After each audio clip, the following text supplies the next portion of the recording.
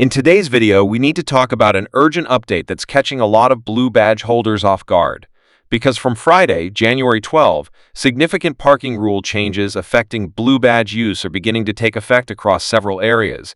And while this is not a single nationwide rule introduced overnight, it is a coordinated tightening of enforcement, interpretation, and local policy changes that many drivers and passengers are not prepared for. Over the past few weeks, councils and enforcement teams have been signaling that how blue badges are checked, where they can be used, and how misuse is identified is changing, and the result is already being felt by disabled drivers, carers, and family members who rely on these spaces every day. What makes this situation particularly worrying is that many people believe the blue badge rules are the same everywhere and always have been, when in reality they vary by local authority and are now being applied more strictly than before.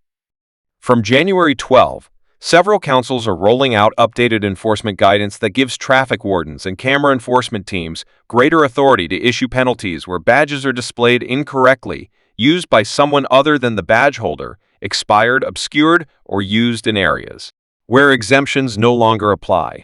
That means actions that were previously overlooked or loosely enforced are now resulting in fines, badge confiscations, or follow-up investigations. And this matters because for millions of people, the blue badge is not a convenience. It's a necessity.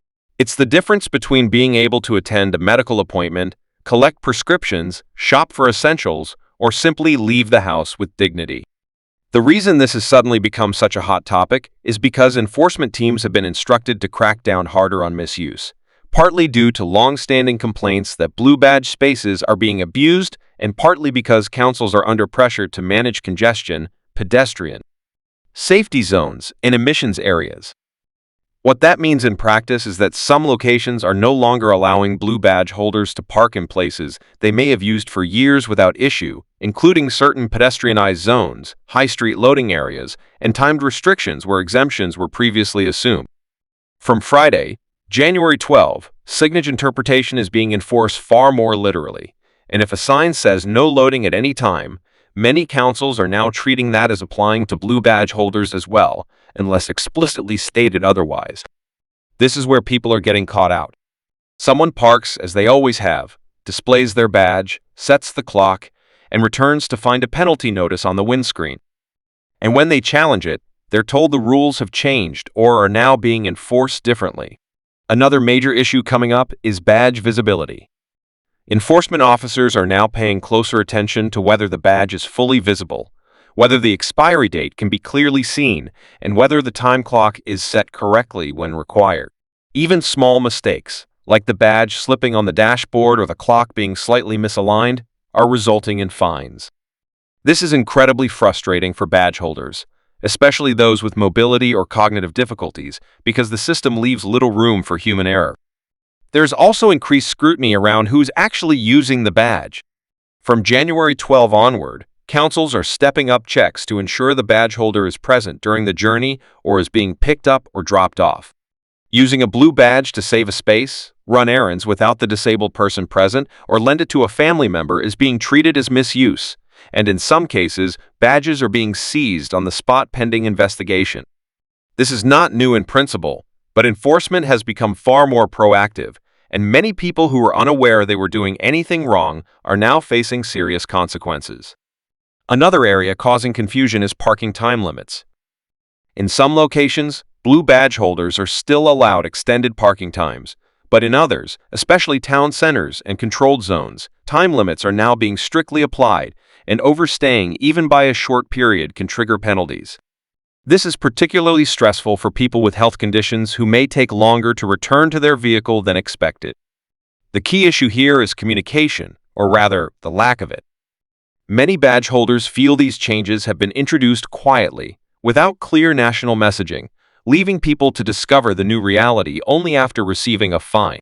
That's why this video is so important, because awareness is your first line of protection.